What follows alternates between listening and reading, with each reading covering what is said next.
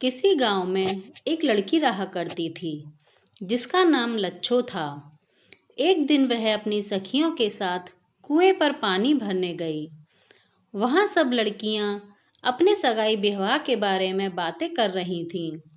एक सहेली जिसका नाम बंतो था बोली, मेरे पिता ने मेरे विवाह के लिए कीमती वस्त्र खरीद रखे हैं। दूसरी ने कहा, मेरे लिए ससुराल में दुल्हन के सुंदर वस्त्र तैयार हो रहे हैं। यूं वो सब लड़कियां आपस में बातें कर रही थीं। कोई अपने भाई की बातें करती तो कोई अपने मामा की। लच्छो बेचारी सखियों की बातें चुपचाप सुन रही थी। उसके पास कहने की कोई बात नहीं थी। बहुत दिन पहले माता पिता मर चुके थे और वे भी उसके लिए कोई धन दौलत नहीं छोड़ गए थे। कोई दूसरा सगा संबंधी भी नहीं था जिसका सहारा वो लेती। बेचारी अकेली थी और गरीबी में दिन काट रही थी। उसकी शादी का प्रबंध कौन करता?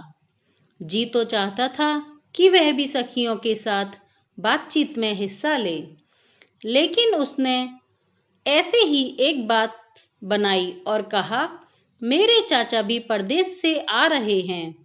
वो मेरे लिए बहुत से जेवर गहने और कीमती कपड़े लेकर आएंगे। एक बिसाती जो गांव में अपना सामान बेचने आया करता था, वहीं पास ही बैठा लड़कियों की ये सब बातें सुन रहा था। वह बिसाती एक चालाक ठग था और सामान बेचने के बहाने लोगों के भेद मालूम किया करता था। जब उसका दाव लगता, लोगों को लूट लिया करता था। लच्छो की बातें सुनकर वह मन ही मन प्रसन्न हो गया और दूसरे दिन भेष बदलकर उसके घर पहुंच गया। वो अपने साथ कीमती वस्त्र और आभूषण भी ले आया। उसने लच्छो से कहा, मैं तुम्हारा चाचा हूँ।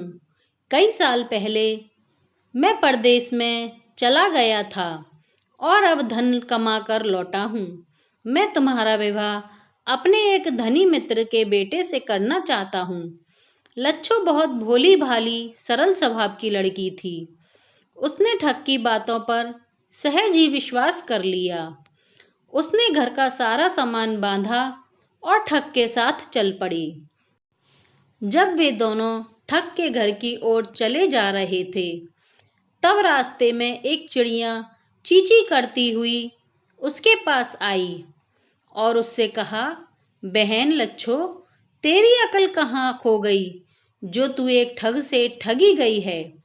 लच्छो पक्षियों की भाषा समझती थी। उसने अपने चाचा से पूछा, ये चिड़िया क्या कह रही है? तो चाचा ने बहाना बना दिया और कहा कि ये चींची करना और शोर मचाना तो चिड़ियाओं की आदत होती है, हमें इससे क्या।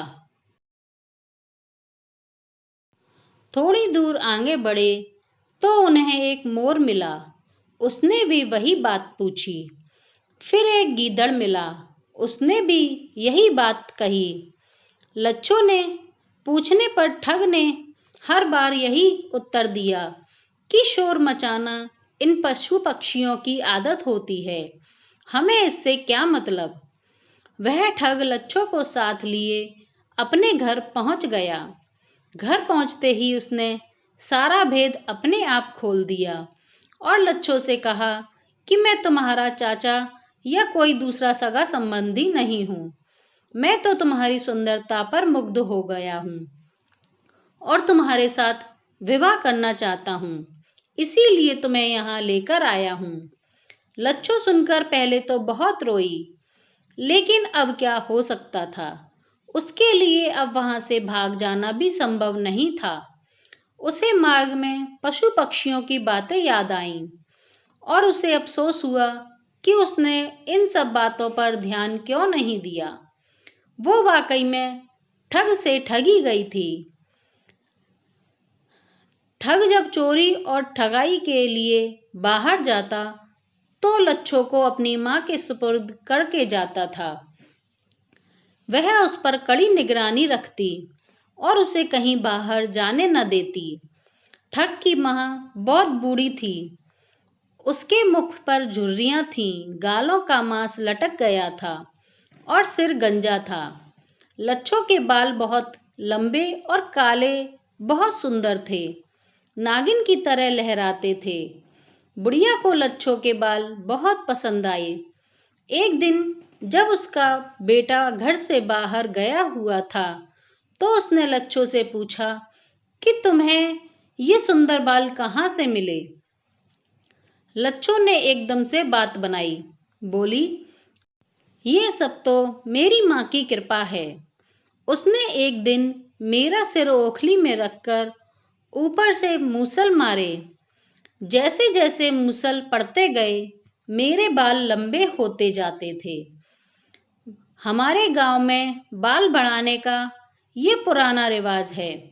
बुढ़िया बोली, मेरा सिर तो गंजा है, ओखली में सर देकर और ऊपर से मूसल मारकर क्या मेरे बाल भी लंबे हो जाएंगे?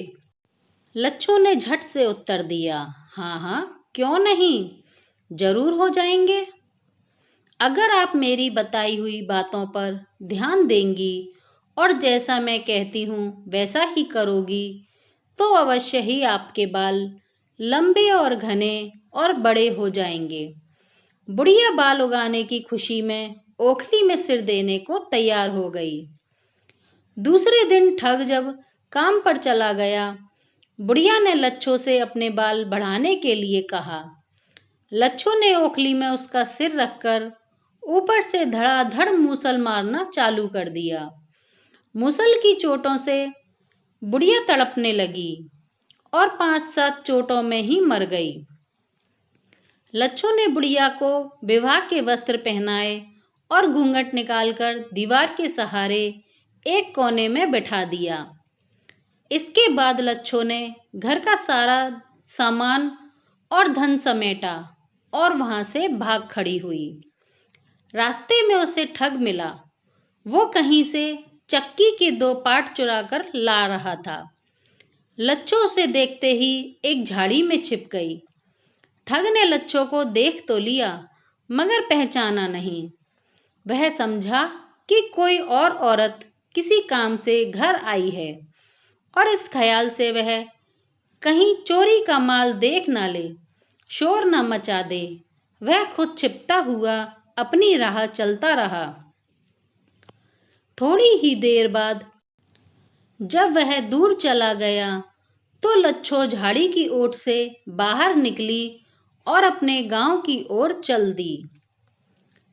ठग जब घर पहुंचा, तो उसने लच्छो को आवाज दी, लच्छो, लच्छो, लेकिन उसे कोई उत्तर नहीं मिला। जब बार बार पुकारने पर भी लच्छो ना बोली, तो उसे बड़ा क्रोध आया और उसने चक्की के पाट बुढ़िया के सिर पर दे मारे। वो नए वस्त्रों में बुढ़िया को लच्छो समझ रहा था, लेकिन जब उसे मालूम हुआ कि वह लच्छो नहीं उसकी माँ है, तो वह फवक कर रोने लगा। उसने समझा कि उसकी माँ चक्की के पाटों से ही मरी है। ठग ने मन ही मन निश्चय कर लिया कि वह लच्छो को वापस लाकर ही दम लेगा। लच्छो गांव में लौटकर आई तो ठग के डर के मारे अपनी एक सखी के घर में रहने लगी। जब 1 महीना इसी तरह बीत गया, तो उसने सोचा कि अब ठग नहीं आएगा, तो वह अपने घर में रहने लगी। जब रात को वह सोती, तो अपनी रक्षा के लिए एक तेज खंजर अपने सिरहाने रख लेती। एक रात जब वह गहरी नींद में सोई हुई थी, तो ठग आया। उसके साथ 3 ठग और थे। उन्होंने सोई हुई लच्छो को चारपाई के साथ बांध दिया और उठाकर चलते बने।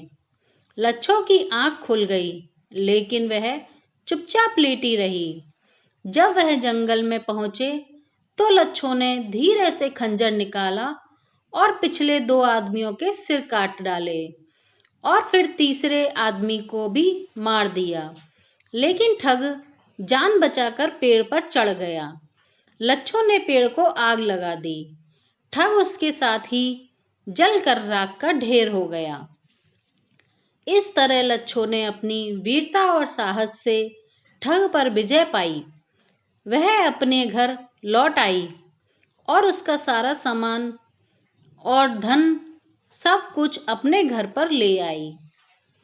आसपास के देहात में उसकी वीरता की चर्चा होने लगी। बहुत से नौजवान उसके साथ ब्याह करने के लिए तैयार थे। लच्छो ने अपनी पसंद के लड़के के साथ विवाह किया और दोनों सुख से रहने लगे।